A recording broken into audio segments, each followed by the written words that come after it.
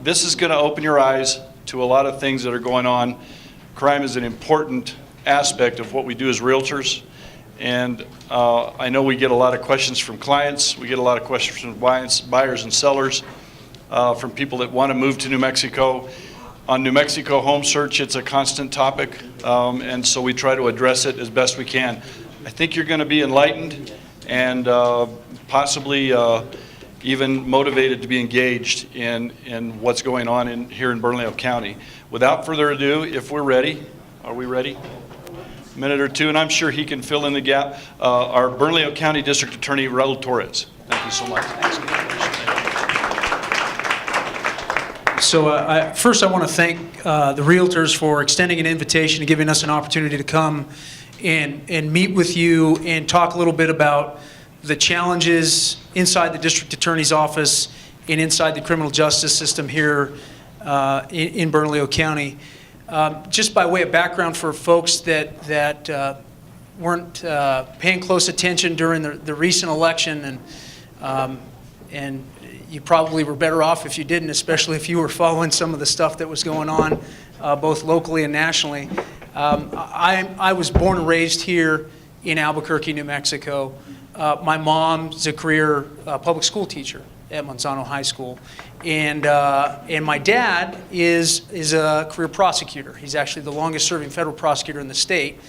I wasn't remotely qualified to follow my mom and be a teacher, so I chose the easier path and became an attorney. Unfortunately for me, the business of prosecution isn't the most lucrative family business in the world to get into, but it is, I think, the most rewarding, at least in terms of my professional experience.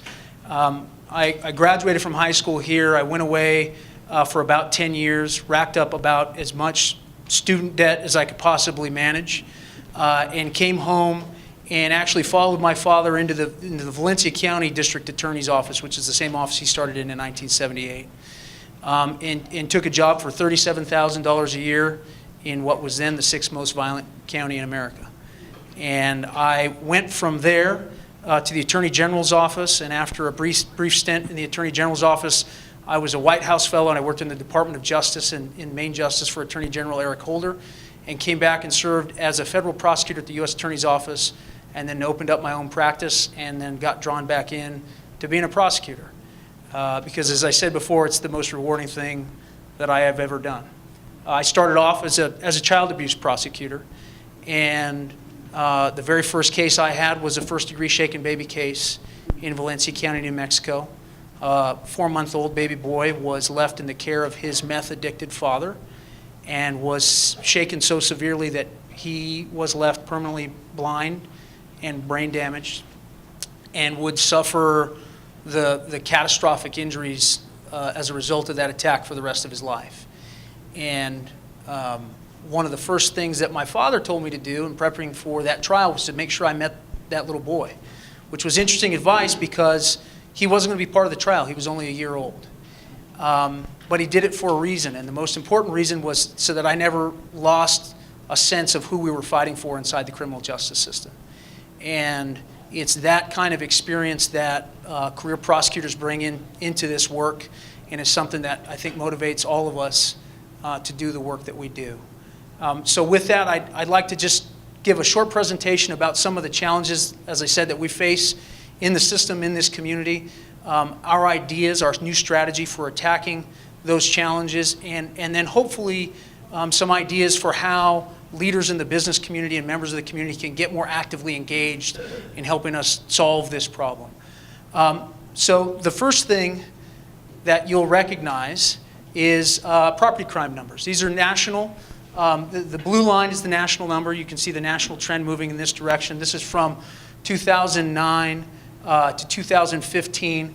The middle yellow line is the state of New Mexico. The top line is the metro area. And that's what the national, that's what the metro area trends compared to the state trends and the national trends. So as troubling as this is, and this is what it gives you a sense of a percentage over time, contrary to what you may have heard or seen in terms of the media presentation, the national trend for property crime is moving substantially lower in the last 5 to 6 years. That's not true for Albuquerque, and what you should bear in mind when looking at these statistics, this only covers 2015. The numbers for 2016 are even worse than the 2015 numbers. And just to give you a sense, this is the #1 city in America for auto theft. There's been a 117% increase in auto theft in this community in the last 2 years, which is a staggering number. And it's something that I'm sure that when you're meeting with folks about whether or not they want to come to this community, invest in this community, build families, raise families, build businesses, it's something that I'm sure is the top of mind. The thing that troubles us even more than that, however, is the astonishing rate of increase in violent crime. New Mexico is the third in the nation in terms of the percentage per capita of violent crime. Robberies up 22%. Murder is up 43%, and actually that only again captures the 2015 numbers. We are already on track to pass last year's numbers, and those numbers were the highest murder rate that we've seen in 20 years. And this is something that should grab everyone's attention. And I know it's something that you think about because you see it every day on the news. This is, again, what it looks like as compared to the national average, the state average, and the metro area. I've made this presentation a number of times to the Chamber of Commerce, the Economic Forum, and I always stop at this slide for a very important reason. In terms of public policy, in terms of building a dynamic, hopeful, prosperous, healthy community, you have to change what you see on this slide. If you don't, you will lose the future of this community. More than anything else, this is more important than marginal increases or decreases in the gross receipts tax. This is more important than the regulatory environment. This is more important than any of those things. Because first and foremost, people want to know, are they safe when they move to a community and they make an investment, if they're considering that. And the way to really think about this is that you're in a competition with Portland and Austin and Phoenix and Denver and Salt Lake City. Their graph doesn't look anything like this. And if we're gonna really build this community, we have to tackle this problem. What does this mean for our office? We screen 25,000 cases a year with 100 attorneys. 100 attorneys. Now, I don't actually have 100 attorneys. I have less than 100 attorneys because we have to hold a vacancy rate in order to make our budget. Because we, in the last fiscal year, received a $500,000 decrease from Santa Fe. I'm not actually funded at the local level. I'm funded out of Santa Fe. The district attorney's office is a state agency. We charge approximately 19,000 cases a year. That's misdemeanors and felonies with those 100 attorneys and about 170 support staff. You see the average caseload is 241 screened cases per attorney, which is a staggering number. And this is what the breakdown of our budget looks like. Most of it, as you'll see, it comes from the general fund out of Santa Fe. And the rest those are some smaller federal grants, and there's a county grant that funds 1.5 prosecutors. The way to think about this and the way that we presented it to the appropriators in Santa Fe is that the Bernalillo County District Attorney's Office is a $25 million operation with a $19 million budget. It's that simple. If you want to match the resources and the tools that we need to tackle the crime problem in this community, you have to resource it at that level. And that's not just staffing and personnel, it's also expert witnesses. It's also exhibits. It's also the trial and training preparation that we need to have for experienced advanced prosecutors to make the best presentation that they can. For those of you who are familiar with the public school context, the way to think about it is that I have trial prosecutors that pay for exhibits, trial exhibits, out of their own pocket, the way that public school teachers do. Because you got a child abuse case and I need this photograph blown up and we don't have enough money for that. So we routinely do that. We also fail to make critical investments and have for a number of years in infrastructure, in data, in the use of advanced technology, which has revolutionized the way sports teams are run and businesses are run, but haven't fully penetrated the way government operates. And that's something that's going to be at the heart of the new strategy in the district attorney's office.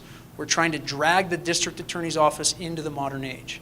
And I'm going to go through that in some detail because it's so important to how we do things. But before we go there, you should have a sense of how we compare to the rest of the state. That on the far left is the district attorney's office. We get, on average, $58,000 per full-time employee in the district attorney's office. The public defender's office gets 64, the attorney general's office gets 64, and all the other DAs get right around 64. But here's the problem. I am the biggest law office in the state. I'm bigger than Module, I'm bigger than Rhodey, I'm bigger than the AG's office. So at 300 employees, a $6,000 per FTE, we're at $1.7 million just to catch up to the public defender's office. So the next time you hear a story, and it's a valid story that says we don't pay the public defenders enough to handle the volume of cases, always remember that the Second Judicial District Attorney's Office is $1.7 million behind the public defender's office. We actually pay our prosecutors less at every level than the public defender's office does.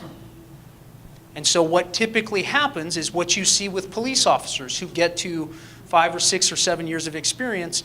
We are no longer competitive in pay, and we start losing the best and most experienced trained trial prosecutors to the Attorney General's office or the private sector. Most entry-level prosecutors in my office make about $50,000 a year. And some of those prosecutors are carrying 6-figure student loan debt. They're not in it for the money, but we got to be able to pay them a living that they can get by on. That's not the worst of it. I have support staff in my office who routinely come and ask for permission to have second and third jobs. They work second and third jobs on the weekend. There's no public parking available to our employees right outside the district attorney's office. So we have people that make $12 an hour that leave twice a day to go move their car from one spot to another downtown. We have people that come into the office and say, can you decrease my pay 50 cents an hour so I can qualify for subsidized daycare? These are people that work on the Victoria Martins case, the most horrific child abuse case and murder case I have ever seen in my career. That's how serious this is. People talk a lot about getting tough on crime, public safety, and figuring out what we're going to do. You have to start with how are we going to pay for this? How much do we value it? This is what it looks like. These are the vacancies based on our recommendation, and these are using the old criminal statistics. We're short 28 attorneys, 11 support staff, 8 investigators, and 10 victim advocates. That's actually up to 14. I want to talk to you a second about victim advocates. We have 13 now because we've lost a few since this was put up. They carry between 500 and 600 felony cases per advocate. They are responsible for shepherding every single victim of a violent crime through the court system, through the traumatic events of the impact of crime, connecting them with resources and making sure that they don't fall through the cracks, and they have about 500 felony cases per advocate, which is why we started the Victim Services Alliance. Some of you may have seen it on the news. It's a volunteer program that opens up the office and allows people, if they're vetted and trained, to come in and volunteer their time and help people who have suffered through the loss of a family member or a violent crime or some other violent event. Because the city of Tucson does this. Tucson actually doesn't have very many more paid victim advocates, but they have 175 volunteers from the community. They cover 24/7, 365. They go out to every single crime scene. And they do it at not one extra cent to the taxpayer. So that's something that we can do in the community even without additional money. We just have to connect people with an opportunity to help tackle this problem. So you have to start, I think, to understand where we're going with where we were. The traditional prosecution model is my dad's model. It's the law and order model. It's something you've seen on TV 1,000 times. The police go out, they investigate crimes, they put handcuffs on the bad guy, they hand it over to the prosecutor, I prosecute them, the jury says they're guilty, the judge sentences, they go to prison, and that's it. Then they bring me a new case. The problem with that is that it sits in a bunch of different silos, a bunch of different buckets. And there's no one inside that system that makes a rational and informed determination about which specific individual is more important in the total scheme of public safety. And more importantly, what we do inside the office traditionally is we break criminals into these nice little buckets. Violent crime, property crime, crimes against children. The problem is criminals like to diversify their portfolio. They don't commit crimes in neat little buckets. But when you break it up like this, what you recognize is that I end up assigning 3 or 4 or 5 different prosecutors across different subject matter areas to the same person. But guess what? You could have 6 different cases assigned to all these different groups and 6 different prosecutors. Who's responsible for that individual as an individual? Everyone and no one. The problem is that we focus on the crime and not the person. We need to start focusing more on the individual and specifically the risk, the relative risk that they present in terms of overall crime and public safety. So what do I mean by that? We need to do something that's called, we're calling it impact prosecution. In other jurisdictions, they call it moneyball prosecution. For those of you who are familiar with sabermetrics in baseball or big data in the application of businesses, this concept is simple. 20% of the criminal population is responsible for 80% of the crime. But you have to know who they are. You have to know who is responsible for, as we say, who are the overperformers in the criminal justice world. My goal is to identify overperformers and give them concierge VIP service through the criminal justice system. They get a dedicated prosecutor. They get first-class personal attention all the way through. But the first part where you start with that is a risk assessment. It needs to be data-driven. We need to look at the individual characteristics of defendants. Not every property crime offender is the same. Okay? Some property crime offenders have an addiction issue, they're breaking into cars, they are otherwise not violent. I have different offenders who are breaking into homes, who have access to weapons, who have a history of domestic violence, who are, from a public safety standpoint, much more serious and severe than the first offender. Now, if I have limited resources, which you know I do, where do you want me to start? Do you want me to treat them all exactly the same? Or should I start with the people that are having an outsized impact on public safety? We need data to understand how that works. This needs to be community-oriented. What does that mean? What it means is the pattern of crime in the Southeast Area Command is totally different than the Northeast Area Command. It's totally different than the West Side. So you have to have individualized crime reduction strategies for each neighborhood in the community. And you have to assign and orient teams and make them responsible for those specific communities. Why? Because I have no idea right now if the cases I'm processing actually match the priorities of the people who live in those specific neighborhoods. But I should have that, because that's information that's easy to get. Vertically integrated. Make line prosecutors responsible for specific defendants from case initiation to resolution. What we used to do is we organized this office as one of the worst run factories you've ever seen in the world. I would screen a case, you would charge a case, you would try the case, you would sentence a case, and you break it into these discrete chunks because you're looking for efficiency because of volume. It doesn't work.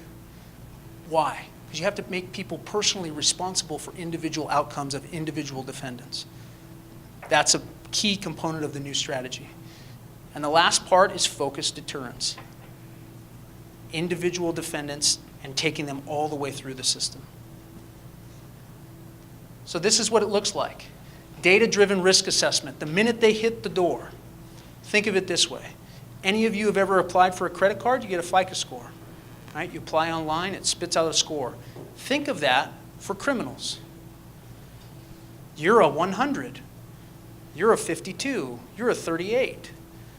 Why? How? Because you repeatedly commit felonies in a short period of time. You have a gun. You have a history of violence. You may come in on identical charges, but the risk of this person as compared to that person is dramatically different. So I need to be able to really focus my attention efforts here and think about what other alternatives that will conserve resources over here. So it comes in, a risk assessment happens, and case assignments happen not by the type of crime, but by the risk presented by the individual defendants, so that the folks at the very top are never missed. These are the people that you can't lose track of. You should not have people slipping through the cracks.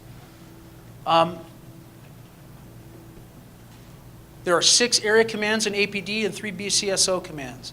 When we are fully staffed, there will be 9 general crimes trial teams that are individually assigned to these specific areas and will be responsible for driving down crime in each of those specific areas.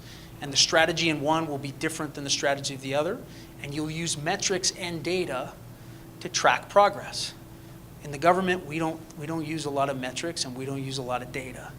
We just prosecute this case, and then I prosecute another case, and I prosecute another case, and you end up churning a lot of cases, but I'm not necessarily making you safer. You have to define measurements in geographic areas and then drive a strategy around those measurements. You'll notice each of those teams at the bottom uses the same, each of these vertically integrated teams uses the same risk assessment tool, so that every individual prosecutor knows from 1 to 100 who's his most serious defendant. Every team knows who their most serious defendants are, and the entire office knows. In the 25,000 cases that come and hit the door every single year, guess what? There is not a single list, not in APD, not in the DA's office, of the 500 most dangerous defendants, empirically assessed from top to bottom. No one has that list because it doesn't exist. We're building that. We're building that, and we're using advanced analytical tools to build that system. Focused deterrence. Who knows who this guy is? It's Devon Lyman. Look at the criminal history of Devon Lyman before he killed Officer Webster.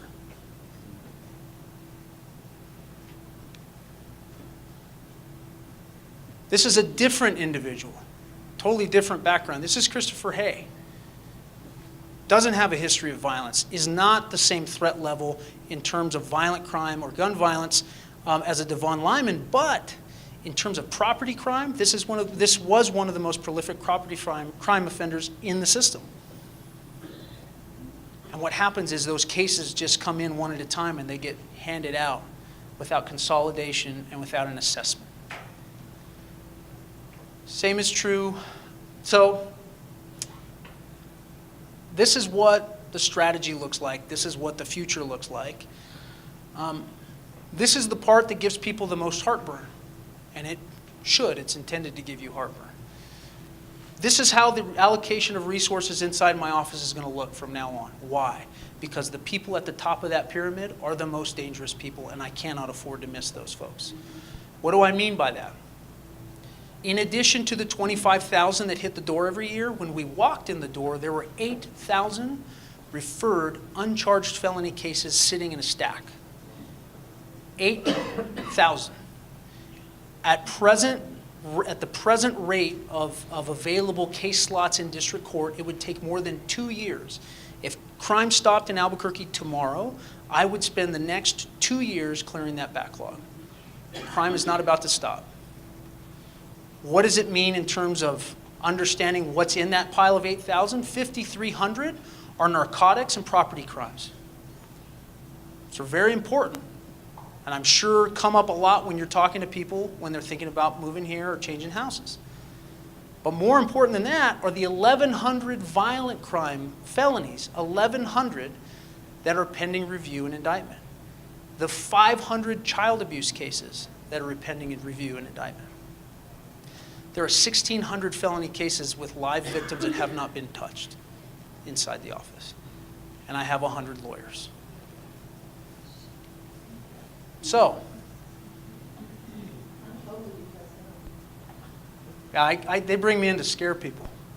So, this is what it looks like. obviously a rough approximation, but bottom line, I don't have enough resources to cover that entire pyramid. We don't have enough people. We don't have enough prosecutors. There aren't enough judges. There aren't enough police officers. There's a gap at the bottom. If I'm putting my resources here at the top, the tricky decision is what to do with the folks at the bottom. And that's why that risk assessment is so difficult and so hard. And it's not that all cases shouldn't be prosecuted. They should. All of these defendants matter. Everyone who's been victimized matter. But I am not going to trade the quality prosecution of a rapist or a murderer or somebody who's committed child abuse for somebody that maybe stole a lawnmower and has an addiction issue. I cannot do that. Morally or ethically, I can't do it. Right down here at the bottom, we are going to have to look at ways to take some of these folks out of the criminal justice system and put them into a context where we're actually saving lives and saving money and making people safer. Because a lot of times, what I do with these low-risk folks, when I put them in prison, what do you think I do when I stick them in prison where they don't get their addiction treated, and I plant them next to a career criminal who is violent? I've just sent that low-risk person to graduate school on how to be a violent person. Then I drop them back in the community with a felony record, an untreated addiction, and a new skill set in your community. Now, I can prosecute them. I can shuffle them in and out and in and out and in and out of prison, but am I making you safer? No. So this is the challenge. Tough and relentless at the top, with focused deterrence and the use of data and making smart, strategic decisions. And down here at the bottom, figuring out ways to get people not just off the streets, but out of this dead-end life completely. And that's going to take a lot of investment and new ways of thinking about the criminal justice system. And here's the other thing I will tell you. The further upstream in this problem that you get involved as a community, the more effective you will be and the less money you will spend. Why? As somebody who's put hundreds of people in prison over the course of my career, every time we do that, they give us something that's called a pre-sentence report. It's a PSR. It's a biography of a defendant. The most violent and dangerous defendants.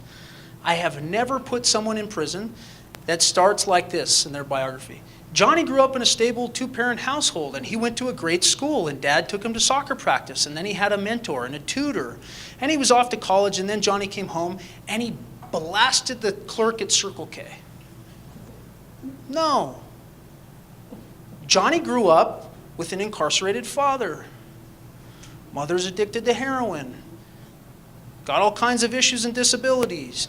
Threw him in school, behavior problems, tossed out of school, turned to drugs, picked up his first case, got in a gang, picked up his second case, did some time, got back in the street.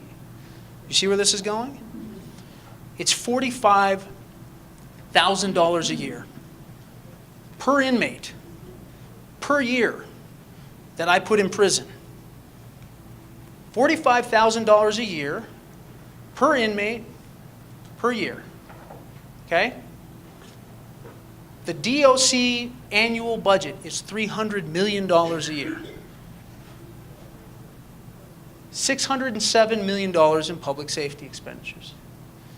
Is there a better return on your investment? Yes. Kids. Every single juvenile in detention in Bernalillo County has suffered one or more adverse childhood event. Incarcerated parent, neglect, abuse, addiction. 70% have experienced 5 or more. 5 or more. Criminals are grown. They are raised. They are grown because we as a community have not done anything. Now, I understand that it touches on people's different philosophical, ideological, political visions about how far you extend your zone of responsibility for other people. Fine. Do math. I like math. Math is great. Math is hard to get around. One way or another, you are going to pay for these kids. You can pay for them after they've killed somebody, and you can pay $45,000 a year plus a prosecutor, plus a police officer, plus a probation officer, plus a judge and a public defender, or you can spend pennies on the dollar when they're 6 and 7 and 8 and 9. And you're not going to fix all of it, but you're going to be able to take enough of those kids and put them on a different path.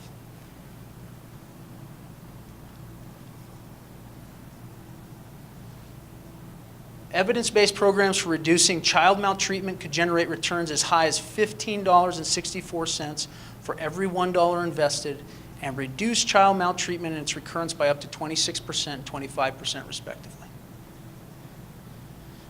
That's a public safety investment. That's the way to think about it. You have to start thinking about it that way. Because I have yet to prosecute an offender and I put their family, and I put that person in prison, and the family member of someone who has lost their mom or their dad or been the victim of a violent crime, they're never put back together, ever. You want me to be the MAGTAG man. You want me to be the guy that the phone never rings and I never show up because something horrific has not happened. And you have to start thinking about public safety in that way, and you just have to start thinking about the entire equation when you're making these investments. Not just the immediate investments that our office needs, but also the investments for long-term public safety. And this is why. This is what's at stake. It isn't just numbers. It's people.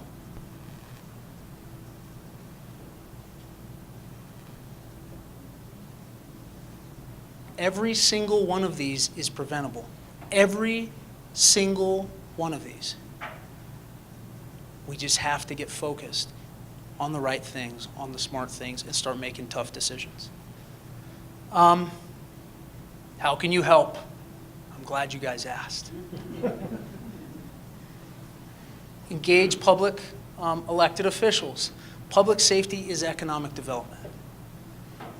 It's not the same type of expenditure that every other expenditure of the government. They're not equal.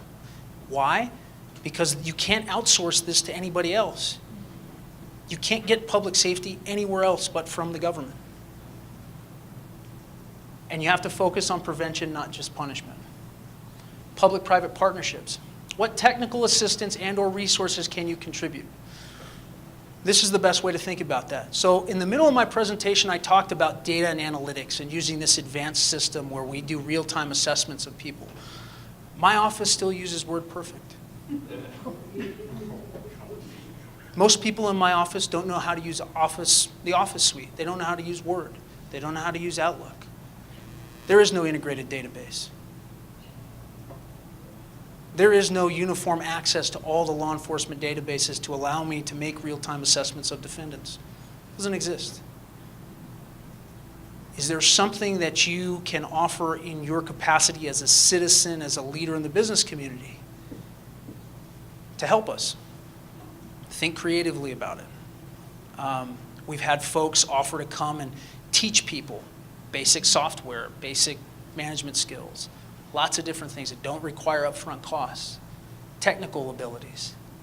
Do you know someone on a foundation that's looking to make an investment in diversion, public safety, education, any number of things? Why? Because when I went to Santa Fe and I said, I need $6 million, they gave me $300,000. If this community is going to fix this problem, this community has to fix this problem. It's not coming from anywhere else. It is coming from this community. It's coming from business leaders. It's coming from the nonprofit space. It's coming from the volunteer efforts of private citizens. But we can do this. We can do this. People just have to get engaged and focused on it. Now, if I've depressed everyone sufficiently, I'm happy to answer any questions that I can about any aspect of the strategy, where we are and where we're going. Yes, ma'am. Well, I think you already answered it. Basically, you're just gathering the statistics now of why we've Is anyone seriously looking at that we are a sanctuary city, and how much of this is crime is from illegal aliens? Right. So what I don't know about what they're looking at on a local level. What I would tell you is that on a national level, that the studies that I've seen, and I'm a former federal prosecutor who used to do a lot of immigration enforcement, the rate of violent crime and non-immigration related offenses is actually lower in the immigrant community than it is in the native community. So we do have statistics on it, At a national level. but not local. That, I'm not aware of any local statistics that drive That's that. the number one thing they need to look at, because we're close to the city coming over the border, and they're going to get all their crimes here before they branch out everywhere else. I can't believe somebody can't see that. Right. They got to commit a crime here to get to the next crime, and spread out, right? What I would tell you from my own experience seeing the case flow inside our office is that they're not, that's not driving the crime. That's not what's driving this crime. What I would tell you is driving more of this crime than anything else is you're living through an epidemic, and that's the explosion in opioid addiction that's occurred in the last 15 years. The vast majority, especially of those property crime cases. Why aren't all those cities in the shape we're at? Because it's all over the country. Right.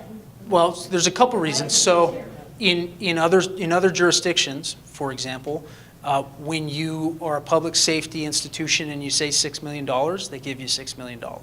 When you say we need, Saying that money is going to fix the problem. That's what government always says. We'll throw more money at it, and we know that does not fix the problem. sure, no, and what I would tell you is that if you threw money at this institution without changing its strategy, you wouldn't fix the problem.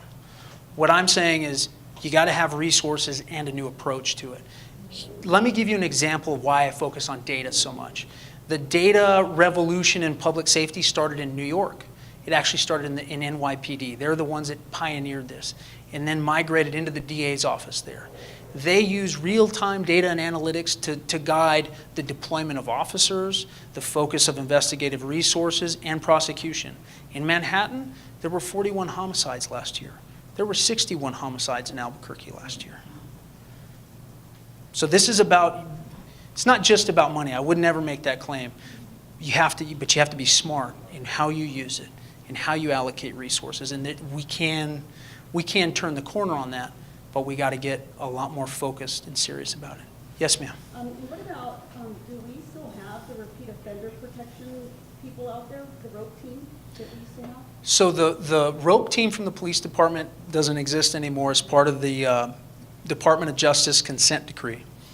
What I would tell you though, and you'll be seeing a lot more of this next week, one of the biggest institutional challenges that we face is something called the case management order. It's a local rule that you should be very focused on, because we're going to be talking about this a lot in the next 10 days. And it's complicated, and a lot of times when things are complicated, people tend to tune out. You shouldn't tune this out. There are rules of discovery. There are technical and bureaucratic and administrative requirements for criminal justice in Bernalillo County that do not apply to any other county in the state. Any other county in the state. It is the primary reason we have 8,000 uncharged felonies. Because when they implemented the rule in 2015, they dismissed hundreds and perhaps thousands of felony cases for failure to transport a defendant, failure to set a timely arraignment. This question has nothing to do with guilt or innocence. You failed to turn over the tow sheet, which is the inventory that they produce when you tow a car.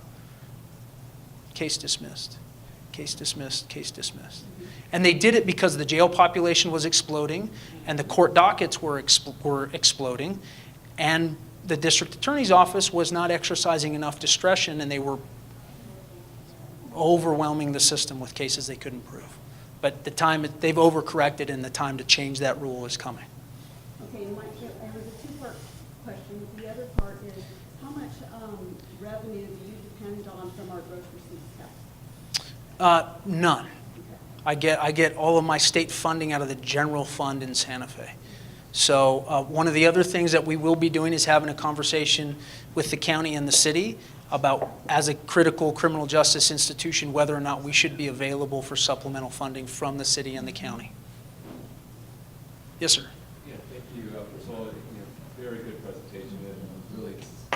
Thanks. Appreciate it. And, I do agree with you totally, and, you gotta prioritize with your limited resources, and we have to go, for, the most important stuff. But it also seems to me that, as you pointed out, your resources are very limited, and I would say, short, and, your people are underpaid, and so how can we get you more money? The number one thing is to start having a conversation with people that have the authority to change the available tools that we have. The way I think about it is the district attorney's office and frankly the police department, they're like the military. We will tell you what we need to get the job done, and then we'll take what tools we have and we'll get as far up the hill as we can get. And the most important thing is keep raising this issue with people that have the ability to make these kinds of investments. And when I was in Santa Fe, I recognized the pressure that they're under. They've got collapsing revenue. They don't want to raise taxes. Hospitals are suffering. Schools are suffering. Lots of other competing demands. My only obligation is to be honest about what this challenge is. And from my point of view, the reason this is different, the case I would make for why this is different, is that if you turn this into a safe community, it's not sufficient, but it's absolutely necessary in order to build a stable, dynamic economy. If you build a stable, dynamic economy, then you have more businesses, and if you have more businesses, then you have more revenue, and if you have more revenue, then it's a system that can pay. It's actually something that will pay for itself over time. The way to think about it is, do you think it costs this community more or less than $2 million a year in lost economic opportunity to have that exploding red graph? And the best example that I use, and this is a controversial example, but it's a good one, when Tesla announced that they weren't coming to this community, on the other side of the front page that day, it said a 16-year-old shot a man in the head over a $1 heroin debt. Now, those may seem like, well, that's a national story and that's a local story. Those are interrelated stories. Because some executive at Tesla is sitting there thinking, well, I could go to Reno or I could go to Denver. Wow, somebody just got shot in the head in Albuquerque over a $1 heroin debt. You're not making this decision very complicated. And I've heard from people that don't live in this state that say, wow, you guys are in the news every night for all the crimes and the Right. murders. I said, I don't watch the TV because I don't want to know. Right. As you were just saying, safety is, especially in our career, super important. And we don't have millions of dollars to give you or Sure. law degrees to come work for you. Sure. But what can we do as citizens that would be most effective? I know you brought up the Victim Services Alliance, which is awesome. Are there nonprofits over other nonprofits that you see have a big impact? As far as like the cycle, I know Father's Building Futures is a big one. Are there others that you would recommend we get involved in, donate to? We're reaching out to the Rape Crisis Center, the Domestic Violence Coalition, MAD, all the different primary organizations are going to be partnering with us in addition to having direct volunteers inside the office. I wouldn't say one is necessarily better than the other, but if you can't engage with a political leader and you don't have money to give and you don't have technical expertise, pick something you're passionate about. Come sit with some child abuse victim, because we got to walk these kiddos over to court and have them sit there and confront their offender. And I mean, if you can do that, that's a huge impact in their lives. Yes, ma'am. You were talking about starting with the children. I just spent the weekend with my daughter, who is the principal of the special program that APS has for children with learning disabilities, with behavior problems, you name it. One of the things that she mentioned, and it's not always money, one of the things that she mentioned right now, she's looking for teachers. she has so many vacancies in this program. Right. Just to give an example for what she deals with every day, she has a little 11-year-old boy this year whose mother sold him into prostitution from the time he could walk, and finally somebody reported it and the child was removed from the mother. Now this child he's suffered all of the most horrible principles, punishments that any human being can suffer already. So if he grows up to become a criminal, he's already been punished. There's not anything we can do that's going. So this is another, and it's, again, this is outside my agency. If you make a call, not on behalf of my agency, think about this. Only 5 in 1,000 children in New Mexico in the protective system receive preventative services, compared with the national average of 43. But one of the things we talked about this week is if you just have an hour a week to go to your child's school or to one of these programs and just read to these kids or just give them some time. It's not always money Yeah. that makes a difference, but we can start with these at-risk kids because everybody in her program is at risk to become one of our inmates. Yes, sir.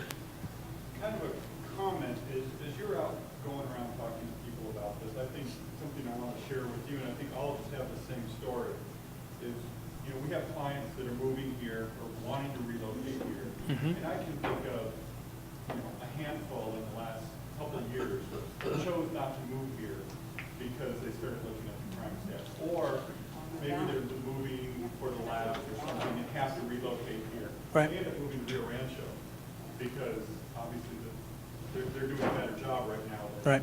Albuquerque proper. Right. And when everybody agree, I think we all have Oh, stories yes. like that, and that's economic impact. Right. It's happening.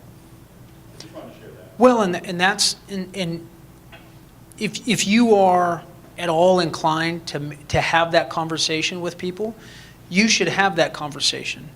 Because it goes back to your point. When I'm in Santa Fe asking for money, you're here like everybody else, right? You're a guy who's in charge of a state agency and you all want something. That's the reality of it. Something usually and the best part is usually something they don't have to give. It's easy to look at me and say, sorry, there's nothing for you.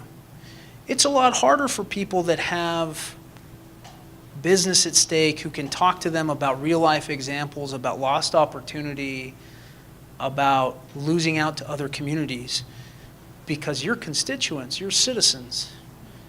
And you can talk to both sides of the aisle, which you should. I talk to both sides of the aisle all the time, but a lot of times when you have these conversations, the politics of these things overwhelms the message. It doesn't when it comes from community leaders. It doesn't. It just has a different impact. Yes, ma'am. Visit Arizona, and that's where you learned about the volunteer program. Yeah, that's right. In Or Tucson. other states that have low crime rates, what are they implementing? Well, the data-driven approach is something that every major city in America, starting with New York, but it's in Los Angeles, Portland, San Francisco, Seattle, Houston, they're starting to use data to do a lot of this work. The Victim Services Alliance is something that's pretty unique to Tucson, but what we're doing is we're going out and stealing as many promising ideas as we can from all over the country, and we're going to try them all. And what I tell my people and what I'll tell the citizens of the community, not all of them are going to work. Some of them aren't going to work. But I know that what we're doing right now isn't succeeding, so we can't be afraid to try those new things, and we're going to keep doing that. Do you see a large increase in the summer in all this crime? Yes. When kids are out of school? Yes, there's always an explosion of crime, not just in this community, in every community in the summer. Absolutely, especially violent crime. So as a state entity, do you accept a corporate donation What we are exploring are public-private partnerships with companies that have technical expertise, that are willing to step in and do the things that the government isn't able or ready to do. Do you have like a website or something for us? We do. Well, if you go to Bernco, is it bernco.com? BerncoDA.com. We actually changed that because it was some god-awful government URL BerncoDA.com. And that gives you links to the Volunteer Alliance and also gives you news and updates about what's going on. The report on that case management order that I was talking about will be on the news next week and will be on our website. It's if you want to put yourself to sleep, it's 25 pages. But it's an important thing that people need to talk about. Daily, weekly? That stressed out gentleman in the back is updating it constantly. So it's a live. Yeah. And Yeah. a lot of it is, I tend to post most of our day-to-day activity on our Facebook page first, and then just because it's more interactive than our website, we reach out and touch, 1,000 or so people a day and have conversations versus maybe the website. All right, folks. Well, I think I've startled enough people for one afternoon. Thank you again for the invitation. And all my best.